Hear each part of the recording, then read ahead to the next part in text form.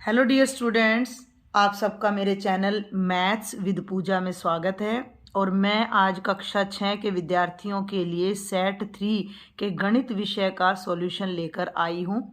आप इस सॉल्यूशन को देखें और इन सवालों को समझें और ये समझें कि आपने अपने प्रश्न पत्र को हल करते समय कहाँ गलतियाँ की हैं, ताकि अगली बार वो गलतियाँ आप ना कर सकें और अगर आप सही करके आए हैं तो अपने मार्क्स टैली कर सकें। तो हमारा जो प्रश्न पत्र है बेटा, उसमें 13 प्रश्न थे। ठीक है, 1 से लेकर 9 तक के सभी प्रश्न हमारे 1-1 नंबर के थे। उसके बाद 10 से 12 तक हमारे 3 प्रश्न 2-2 अंक के थे बेटा। और एक 13वां प्रश्न हमारा 5 अंकों का था, जो कि बेहद सरल है। सबसे सरल प्रश्न मुझे यही लगा जो 5 अंकों का है। तो एक एक प्रश्न का हल मैं यहाँ पर करवाने जा रही हूँ। उससे पहले मैं आप सब बच्चों को कहना चाहूँगी कि यूट्यूब पर आप मेरे चैनल मैथ्स विद पूजा को ज़रूर सब्सक्राइब करें। रेड कलर का बटन आता है सब्सक्राइब का, उसको आपने प्रेस करना है, बेल आइकन को दबाना है और आपके जितने भी मित्र हैं उन सबके साथ, आपके जितने भी फ्रेंड्स हैं, सबको आपने शेयर करना है।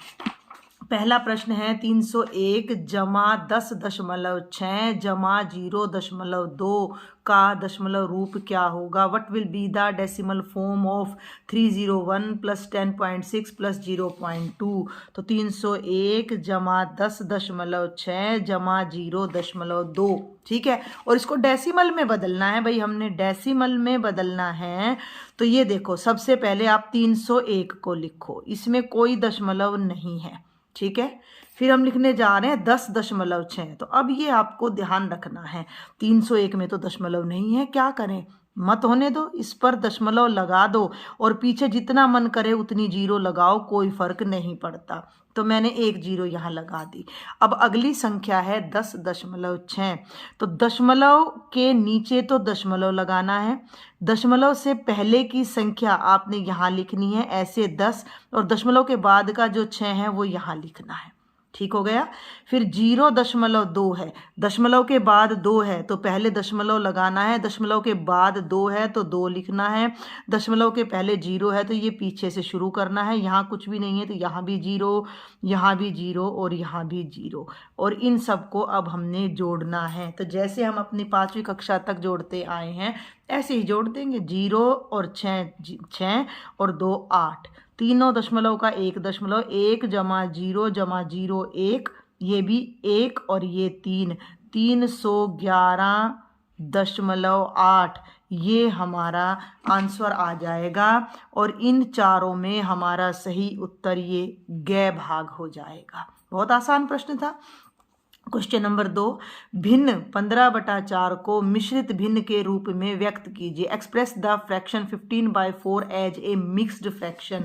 प्रश्न संख्या 2, 15/4 को हमने किस में बदलना है भाई, मिक्स्ड फ्रैक्शन में, मिश्रित भिन्न में। क्या करते हैं हम उसके लिए, 15/4 का मतलब 15 को 4 से भाग करना है, 15 को बीच में रखा, 4 से भाग किया, 4 का पहाड़ा 15 तक ले जाओ, 4 एकम 4, 4 दुनिया 8, 4 तिये 12, 4 चौक 16, 4 पंजे 20, तो 4 चौक 16 तो 15 से बड़ा हो गया तो नहीं जाएगा, 4 तिये 12, तो यहाँ 3 लिखेंगे, 12, 5 में से 2 गया 3, 3 भागफल आ गया, 3 शेषफल आ गया। अब हम कैसे लिखते हैं, अब हम लिखते हैं 15/4 बराबर है इस 3, इसको पहले लिखते हैं 3 सही, ये ऊपर 3/4, ये हमारी मिश्रित भिन्न, 3 सही 3/4, 3 सही 3:3/4, तो ये हमारा सही उत्तर आ जाएगा। देखते हैं कौन सा है हमारा सही उत्तर, ये है हमारा घ भाग डी पार्ट जो है हमारा, ये सही उत्तर है। आगे बढ़ते हैं भाई, प्रश्न संख्या 3, अमित कुछ आंकड़ों के लिए एक मिलान चिन्ह की सारणी बनाता है। ठीक है, अमित नाम का कोई बच्चा है, उसको उसकी टीचर ने कुछ आंकड़े दिए और बोला कि भाई मिलान चिन्ह बनाओ। मिलान चिन्ह कैसे बनाते हैं अभी देखते हैं।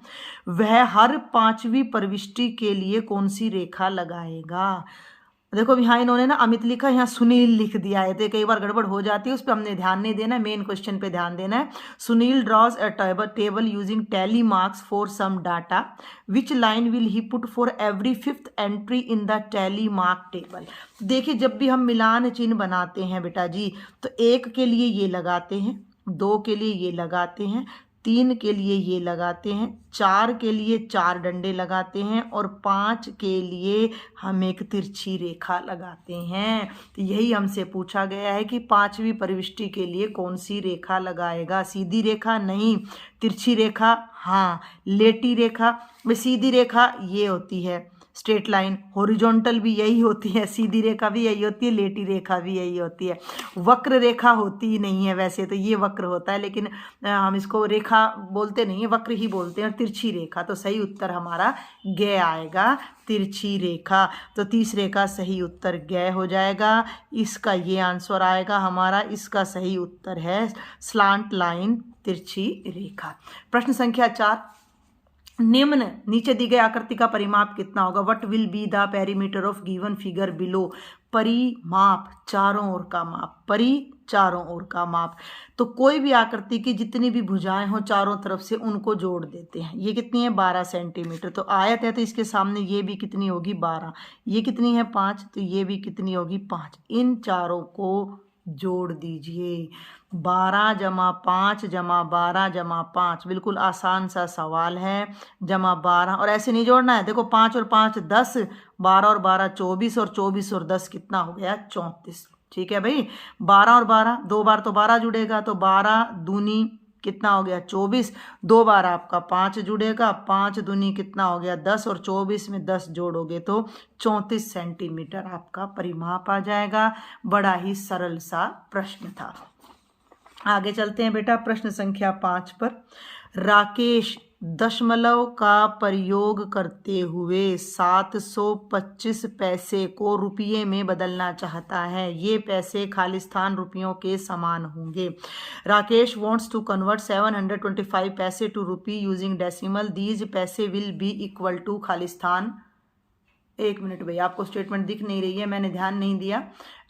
देखिए जरा, राकेश दशमलव का प्रयोग करते हुए 725 पैसे को रुपए में बदलना चाहता है। ये पैसे खालिस्तान रुपयों के समान होंगे। Rakesh wants to convert 725 paise to rupee using decimal. These paise will be equal to dash rupees. ठीक है, तो ये हम देखते हैं कि कैसे करेंगे। पैसे के रुपये कैसे बनते हैं। 1 रुपये में होते हैं 100 पैसे, लेकिन जब हम 1 पैसे की बात करते हैं तो उसमें होता है 1/100 रुपया। मोटी बात मैं आपको बता दूं कि रुपये को पैसे में बदलना है तो 100 से गुणा कर दो, और पैसे को रुपये में बदलना है तो 100 से भाग कर दो। तो 725 पैसे थे, इसको कर दो 725/100 रुपये। और जब भी हम 100 से भाग करते हैं तो दशमलव में बदलने के लिए, क्योंकि नीचे 2 जीरो हैं तो पीछे से 2 अंक छोड़कर डेसिमल लग जाती। यहाँ नहीं लगानी है, यहाँ नहीं लगानी है डेसिमल, बिल्कुल भी आगे लगानी है। ये 100 हट जाएगा और ये 7.25 रुपये यानी 7.25 रुपये हमारा बन जाएगा, पीछे से 2 अंक छोड़कर। तो सही उत्तर हमारा आएगा ख भाग 7.25 रुपये। आगे बढ़ते हैं बेटा प्रश्न संख्या 6 पर। सुरेश की माताजी ने एक सेब के 4 बराबर हिस्से किए। पहले पढ़ते हैं स्टेटमेंट को। उन्होंने सेब के 2 हिस्से सुरेश को और 1 हिस्सा सुरेश के भाई को दे दिया। सेब का कितना हिस्सा शेष रह गया। बहुत आसान प्रश्न है। Suresh mother divided an apple into 4 equal parts. 4 बराबर भाग किए। He gave 2 parts of the apple to Suresh and 1 part to Suresh brother. What part of the apple is left. देखो बिल्कुल आसान क्वेश्चन। हम एक सेब ही क्यों ना बना लें। थोड़ा सा कोशिश करती हूँ भाई मैं सेब बनाने की, बन जाता है तो मेरे से बन गया भाई कुछ कुछ। तो देखो हाँ ये बन गया भाई सेब। मम्मी ने कर दिए 4 बराबर हिस्से। ठीक है, जब भी हम किसी चीज़ के 4 बराबर हिस्से करते हैं तो 1/4 1/4 1/4 और 1/4। ठीक है ना, क्यों 4 भाग है, 4 में से 1 भाग ही है तो ये 1/4 ये 1/4। अब मम्मी ने क्या किया, 2 हिस्से तो सुरेश को दे दी, 2 हिस्से तो मम्मी ने सुरेश को दे दिए। तो ये भी किसको मिल गया, सुरेश को। ये भी किसको मिल गया, सुरेश को। ये मिल गया सुरेश के भाई को। बच कितना गया 1/4। बिल्कुल सिंपल। तो कितना भाग बच गया सेब का, 1/4 भाग, 1/4 भाग। तो बिल्कुल मूंजबानी क्वेश्चन था, कोई आपको इसमें कलम चलाने की मेरे हिसाब से ज़रूरत नहीं थी। 7वां प्रश्न 15.40 जमा 7.05। देखें भाई 15.40 जमा 7.05। अभी अभी मैंने पहला प्रश्न यही कराया है, ऊपर मैंने लिखा 15.40, यहाँ पर अब मैं लिखने जा रही हूँ 7.05। ठीक है, 7.05। भाई क्या बताया मैंने, दशमलव के बाद 2 अंक हैं, इधर चलना है, इससे इधर चलना है, जमा, यहाँ 1 के नीचे कुछ नहीं है तो 0 लगा दो, 0 में 5 जोड़ो 5 आ जाएगा, 4 में 0 जोड़ो 4 आ जाएगा, दशमलव 5 और 7 12, ऊपर हासिल पाई 1 और 1 और 1 2, 22.45 आपका आंसर आ जाता है। ठीक है भाई, प्रश्न संख्या 8 मैं यहीं करा देती हूँ, कुछ लिखने के लिए है ही नहीं प्रश्न संख्या 8। बेटा जी अगर आपको मेरा समझाया हुआ सवाल समझ ना आए, कोई दिक्कत हो, तो लेक्चर के नीचे कमेंट बॉक्स का ऑप्शन होता है, तो वहाँ पर आप अपनी कमेंट मुझे लिखकर बताओ, कोई प्रश्न में आपको डाउट है तो मैं उसको फिर अच्छे तरीके से कराने की कोशिश करूँ। निम्न कथन के लिए सत्य असत्य लिखें। Write true and false, true या false for the following statement. संग्रह किए गए आंकड़े हमें सूचनाएं प्रदान करते हैं। The collected data give us information. संग्रह किए गए आंकड़े, आंकड़े क्या होते हैं भाई, आपकी मैडम ने आपका टेस्ट ले लिया, हाँ आपकी मैडम ने आपका टेस्ट ले लिया और ये लिस्ट बना ली रोल नंबर और मार्क्स की, 1 2 3 4, इसके 10 हैं, इसके 12, इसके 11, इसके 13, इसके 14, इसके 15 हैं, ये आंकड़े हैं। ठीक है, अब मैडम ने लिस्ट बना के रजिस्टर में सेव करके रख ली, संग्रह किए गए आंकड़े, ये आंकड़े इकट्ठे हो गए, हमें सूचनाएं प्रदान करते हैं, तो इससे हमें सूचना मिल रही है कि कौन बच्चा फर्स्ट है, कौन सेकंड है, कौन थर्ड है, तो यस, हाँ ट्रू, बिल्कुल ये बात हमारी बिल्कुल सही है, तो सत्य है ये बात हमारी कि जब हम आंकड़ों को इकट्ठा करते हैं तो उनसे हमें सूचना, कोई ना कोई जानकारी, कोई ना कोई इंफॉर्मेशन मिलती है। और ये लास्ट प्रश्न है 1 अंक का। 6 मीटर भुजा वाले वर्ग का क्षेत्रफल, area of square with side 6 metres. ठीक है, हम बात कर रहे हैं भाई प्रश्न संख्या 9 की। वर्ग क्या होता है, 4 भुजाओं से घिरी हुई एक ऐसी आकृति जिसकी चारों भुजाएं समान होती हैं और चारों कोण 90 डिग्री के होते हैं। तो 6 तो वर्ग का क्षेत्रफल क्या होता है, वर्ग का क्षेत्रफल का सिर्फ आपको सूत्र, फॉर्मूला याद रखना है, वो होता है भुजा गुणा भुजा, यानी कि side into side, that is 6 into 6, जो कि 36 वर्ग मीटर आपका एरिया हो जाएगा। 6 6 36, मीटर मीटर 2 बार आएगा तो वर्ग मीटर आएगा, ये ध्यान रखना है आपने। समझ आ गया भी यहाँ तक आपको। आगे बढ़ते हैं बेटा प्रश्न संख्या 10 पर। सोनू ने 35.75 रुपये में गणित तथा 32.50 रुपये में विज्ञान की पुस्तक खरीदी। सोनू के द्वारा खर्च किया गया कुल धन ज्ञात कीजिए। देखिए दशमलव में से आ रहा है। Sonu bought maths book for ₹35.75 and science book for ₹32.50। Find the total amount spent by Sonu. क्योंकि ये 2 अंक का प्रश्न है तो हम इसको तरीके से करेंगे। सोनू ने गणित की पुस्तक खरीदी, सोनू ने गणित की पुस्तक खरीदी बराबर है रुपये कितने, 32.75 में। सोनू ने विज्ञान या साइंस की पुस्तक खरीदी कितने रुपए में बेटा जी, अरे ये गलत हो गया, 35.75 है बेटा जी, ये 35 है, 35.75 और ये है 32.50। अब ये कह रहा है सोनू ने कुल कितना धन खर्च किया, कुल का मतलब जोड़ दो, तो सोनू ने कुल धन खर्च किया इतना हमने लिखा, बराबर है, जोड़ते चले जाइए।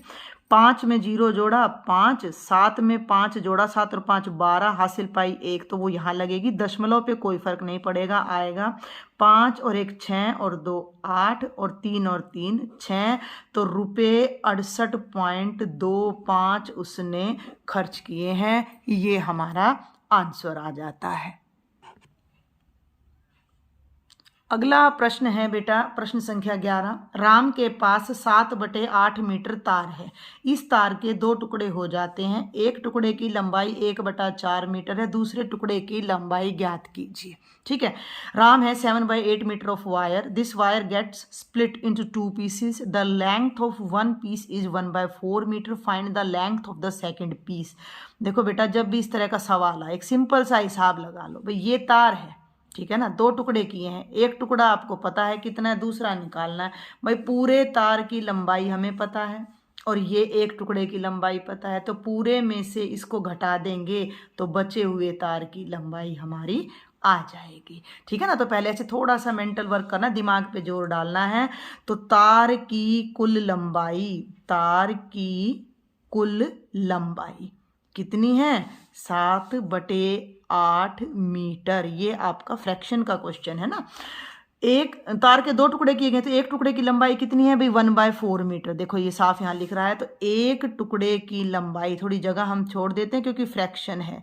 एक टुकड़े की लंबाई बराबर है 1/4 मीटर। 2 टुकड़े किए हैं, ठीक है ना भाई। अगर मान लो एक सिंपल सी बात मैं बता दूं, अगर ये होता 15 मीटर और ये टुकड़ा मैंने कर लिया ये हो गया 6 मीटर का, तो ये कितना बचता भाई? ये पूरा 15 है, ये 6 है, तो ये कितना बचता? 15 में से 6 गए 9, 15 में से 6 गए, कितना बचता?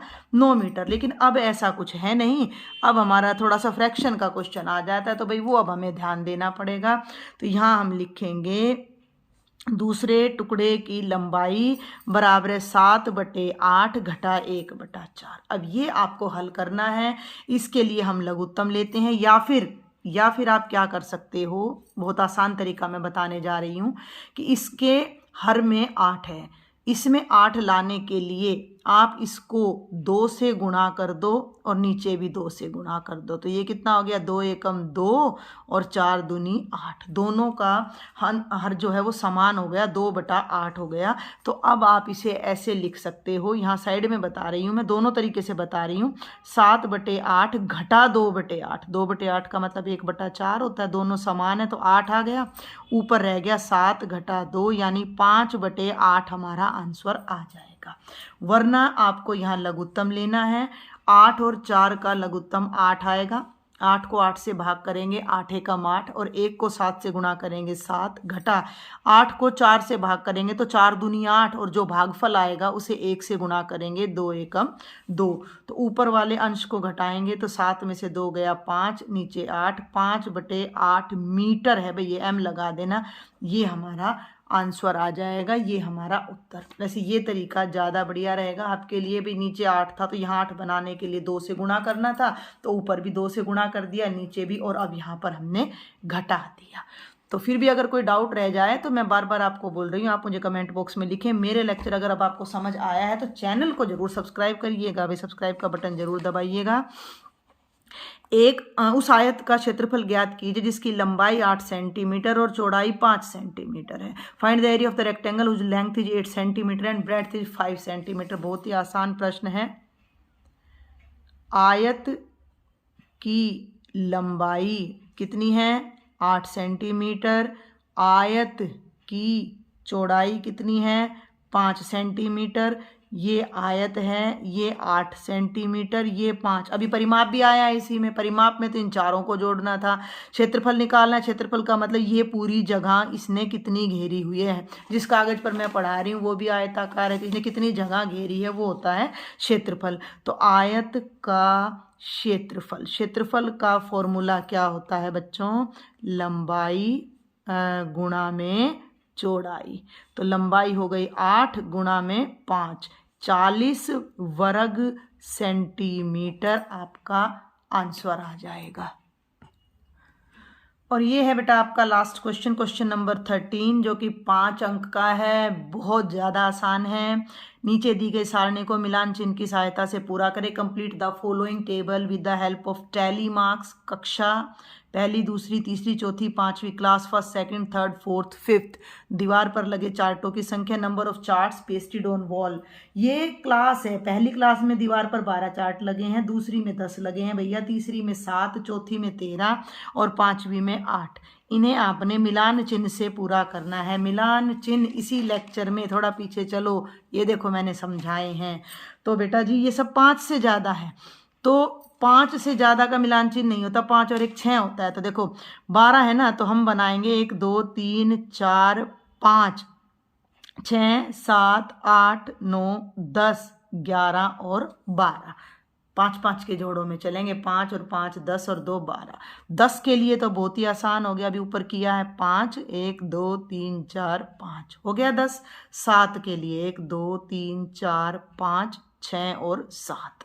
ठीक है, 13 1 2 3 4 5 6 7 8 9 10 11 12 13 और 8 के लिए 1 2 3 4 5 3 डंडे और लगा दो तो 8 हो गया और ये हमारी तालिका पूरी होगी। मेरे ख्याल से ये प्रश्न तो सभी बच्चों का ठीक होना चाहिए। तो ये आपका सेट 3 जो आज हुआ था आपका 17 तारीख को, इसका कंप्लीट सॉल्यूशन मैंने करा दिया है। कोई भी डाउट है आप कमेंट बॉक्स में लिखो और बेटा मेरे चैनल को सब्सक्राइब जरूर करें और लाइक ज़रूर करें मेरे लेक्चर को। Thank you students.